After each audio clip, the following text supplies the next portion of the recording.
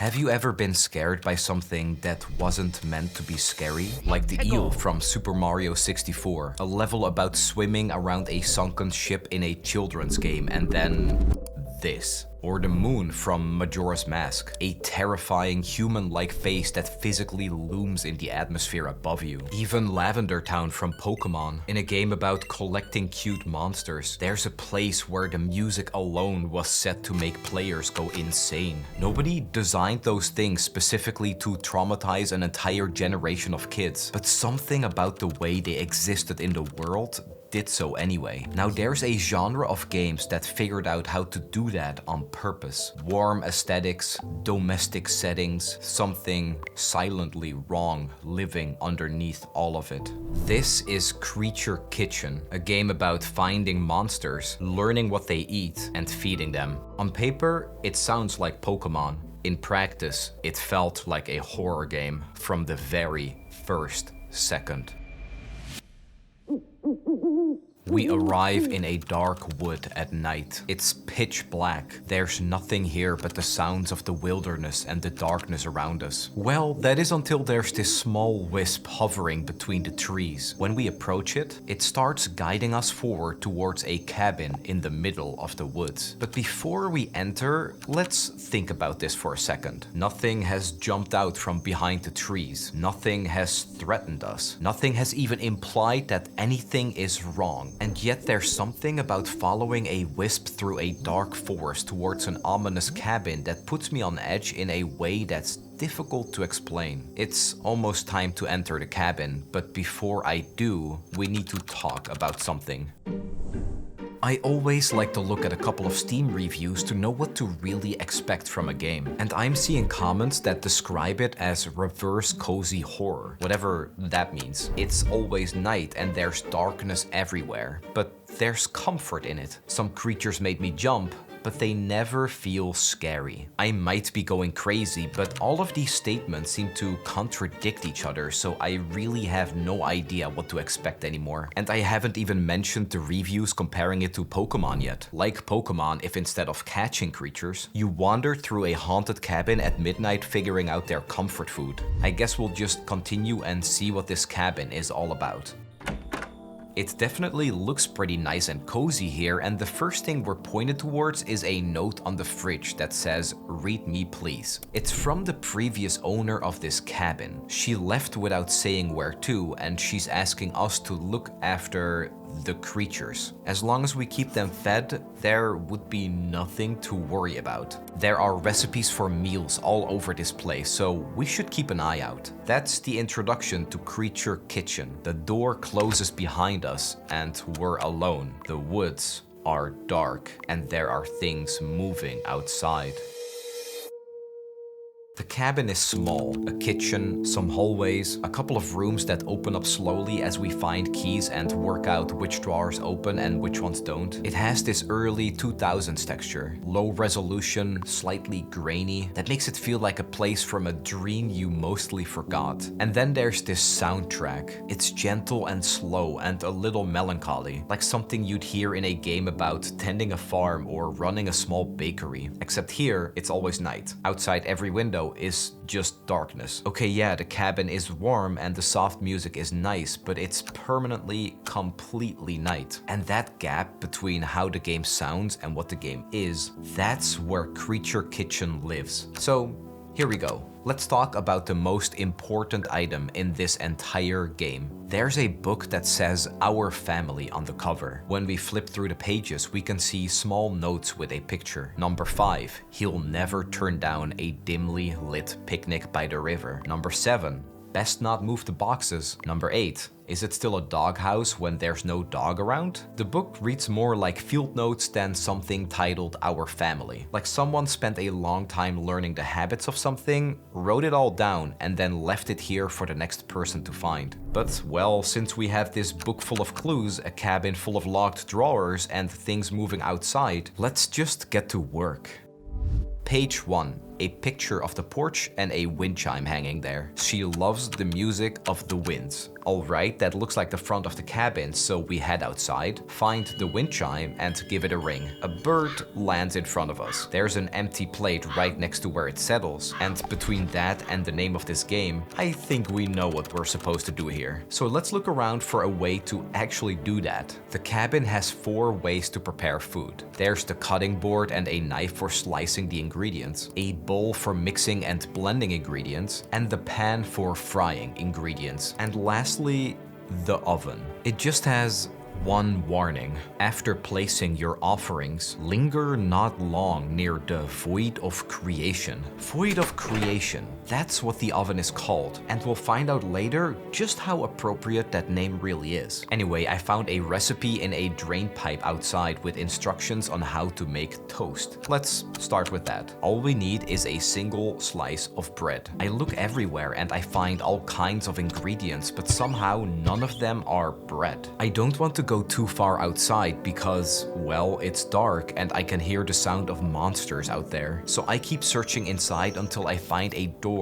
I haven't opened yet. One that leads into the pantry. There's bread here, but there's something about this place. It shouldn't really feel like anything because it's a pantry, but it just keeps going. Past where it should end, past where any room in a cabin this size has any right to go. I'm walking and walking and the shelves keep stretching out ahead, and then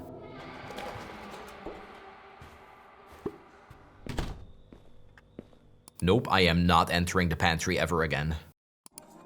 We cut it into slices. We take one and it goes into the void of creation. The void does its thing, and even in this low resolution, slightly grainy world, what comes out looks genuinely kind of delicious. On the way outside, something catches my eye. Up above one of the cabinets, there's a camera. So naturally, I take it outside, ring the wind chime, and take a picture of the bird. A notification comes up. Target ID. Corin. The game just gave us a Pokédex entry. Find the creature, take the picture, learn what it needs. If that isn't Pokemon, I don't know what is. And when we open the book back up, there's new information on Corin with the picture we just took. Looks like she'll be satisfied when she eats any 2 meals. I have toast, I find a recipe for French fries, track down some potatoes, slice them up, void of creation, done. 2 meals for Corin. A small heart appears above her head. She drops a key and flies off. And you know what? The rhythm of this, the gameplay loop, does something special to me. Because it makes the darkness outside feel further away. Nothing has changed. The woods are still there. Whatever is happening in the pantry is still haunting the shelves. But we made a thing, and the thing is done. And for a moment, the cabin feels a little more like home. So now with the key in hand and a small heart floating above Corin's head, something is different. I feel better. Not safe necessarily, but still better. Like this place is starting to make more sense and I'm starting to understand the rules. So let's push that. The book says creature number 2 lives under the porch. I go outside for the first time since the wisp brought me here and I crouch down to look and there's nothing. But luckily we have a camera to fix our problems. A trash cat. It's a small moment, but I love the way this game handles it. The flash revealing something that was there the entire time is exactly how this game gets under your skin. I wasn't really scared, but still relieved it was a trash cat and not something else. Anyway, the book says it wants 2 sandwiches, so let's find some recipes and get to work. This is the loop, and it's worth naming properly now that we know we're going to be doing it a couple of times. Step by step, we follow a clue. We find a creature, we take a picture, we check the book, we track down the right ingredients, we put them in the void of creation, and we bring the result back. Every creature feeds a key, and every key opens more of the cabin. More of the cabin means more recipes, more ingredients, more creatures. A perfectly sealed system that never stops working, because the tension is still always real. I never stopped fully believing that this next one might be different. Perhaps that is because of that review describing it as reverse cozy horror. And then after feeding some meals with cheese to rats, we get to number 5 that sends us into the forest. Really into the forest. To meet the picnic creature. And I'll be honest, I try to avoid going out there, but the book sends us to a clearing with a basket and a mason jar, and I catch fireflies to make the spot glow the way the clue described. And a frog called Hopper shows up. We take a picture of him and the book tells us he wants some dishes from the yard. So again, we use the camera and the book fills in the entry. Still Pokemon, still absolutely a horror game. So 2 delicious meals later, Hopper is happy and drops another key for us. This is good. No, it's great even. The loop is working. The cabin is mine and the forest isn't as bad as I thought it would be. So I go back to the book and then we get to page 6. I knew this was coming. The book was pretty clear about it. Number 6 needs us to deal with whatever is in the pantry. Here's the thing about these creepy cozy games. I've played a lot of them at this point, more than I've made videos on. And there's always a moment, always a point where the warmth gets pulled back and something underneath shows its teeth. The cozy part is the setup, the horror is the payoff. So that's exactly what I was waiting for when I stepped back into this pantry, camera in hand, ready. Perhaps I'm nervous because I've been treating this like Pokemon. Find the creature, feed it, move on. But standing in this pantry, I'm suddenly very aware that not everything in tall grass is friendly. And then it happens again. Something hits the shelf and ingredients fall down.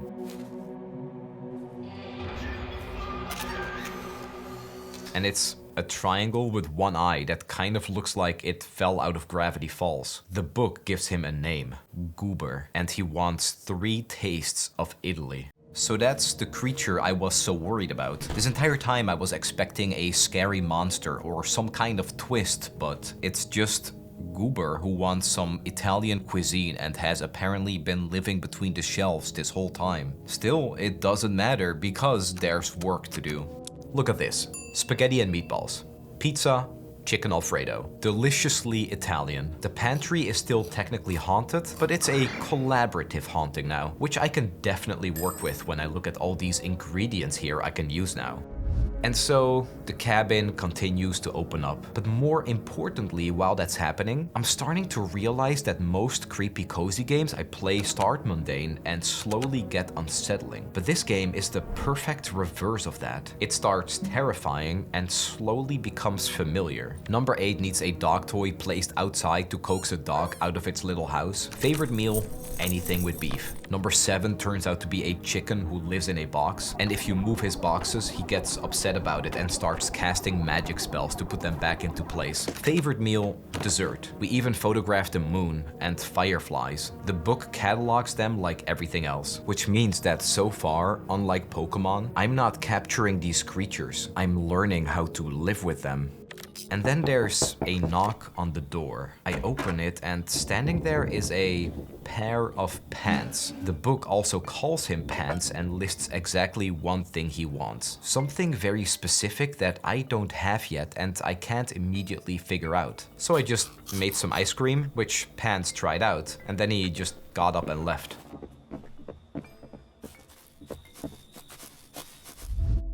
I opened the page to number 9 and it wants us to go back out into the forest. And I want to be honest about something with you. By this point, we fed a ghost who lives in the pantry, a chicken that lives inside of a box, a pair of pants that just walked out on me. I thought I had a pretty good idea of what this reverse cozy horror actually meant. But the last few entries, they weren't what I expected at all. So I walk into the woods, look up when I find this tree and there's a giant octopus in it, making these sounds I don't even know how to describe. The combination of the size, the noises, and the fact I was not expecting it at all caught me so off guard that I flinched. It's genuinely creepy enough that I jumped back, but still harmless. And the moment it happened, I realized that's just how Creature Kitchen works, and immediately I felt at ease again. We make the dishes, we move on, and I'm barely recovered when we find the next clue. A table set up in the area in front of the house that clearly wants us to put a cup of coffee there. I put it down and then something horrifying reveals itself from behind the fence. It's big with heavy footsteps and it's slowly approaching the cabin. A creature called Sassfoot emerges from the darkness. And again, I just kind of backed up because of the footsteps, the size, the way it moves. It just read as dangerous. Every instinct I had said, don't stand near this guy. So I didn't for a while. But when I start feeding it its favorite food, it's just another harmless creature that lives here. That's the trick this game keeps pulling. It builds the tension with complete sincerity and then resolves it with warmth every single time. And it never stops working because the tension is always real. You never stop believing that this one might be different.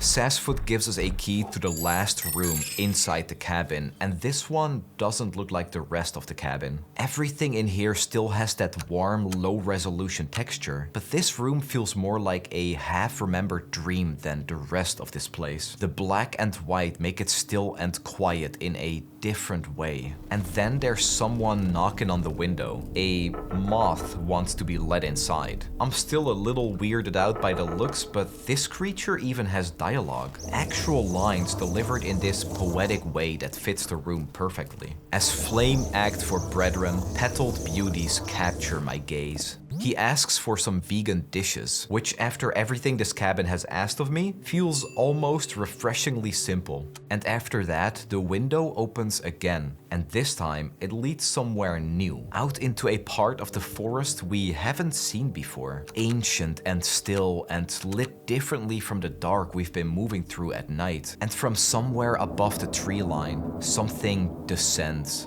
The ancient protector of the forest. An enormous divine presence that looks like it has been here since before the cabin, before the book, before any of this. It tells us we are a worthy steward of this place, of its sacred home. And one more key drops in front of us. I expected this to open another room or area to get another recipe for another creature. What we find instead is a single cabinet with inside of it a single ingredient. Cereal.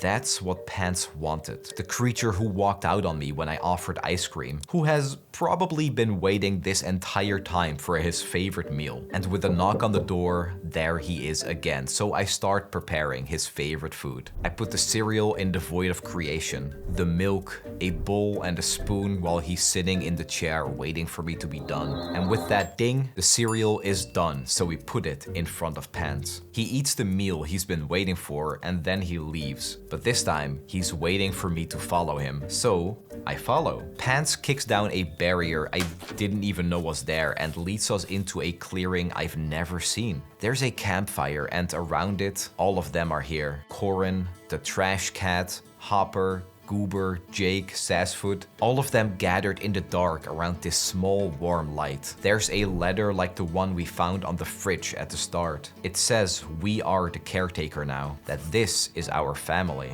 And then the trash cat reaches out and hands us a marshmallow.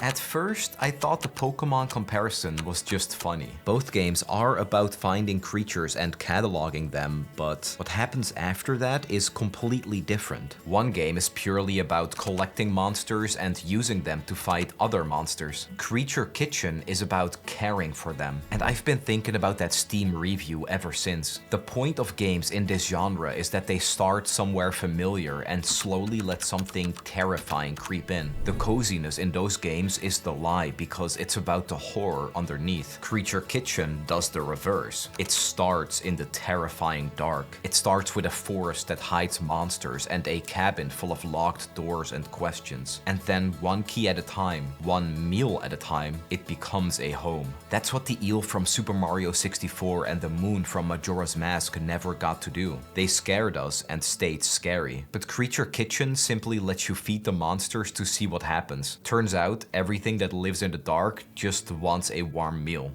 Most cozy horror games use warmth to hide something dark. Creature Kitchen uses darkness to hide something warm.